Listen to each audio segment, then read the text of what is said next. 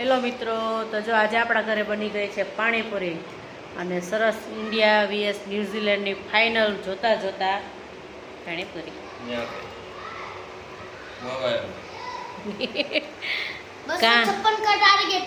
આજના આનંદની જય.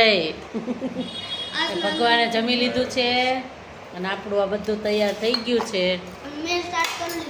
અને અહીંયા જો ભાઈને બહુ ઉતાવળ આવી ગઈ જો. હા, કેવી લાગી આ વખતે ઘણા બધા સમય પછી? કા તો જો આપણે પાણીપુરી બહુ વાર પછી બનાવી. હા, એટલે બહુ વાર પછી બનાવી તો કેટલી બની નાખી, ધરે ધરે ખાધે જ રાખે આ દીકરો. બરાબર, ચાલો મજા આવશે ને આજ તો. આજ મેચ જોવાનો આનંદ તો છે જ, અને પાણીપુરી એમાં તો સોનામાં સુગંધ પડી ગઈ.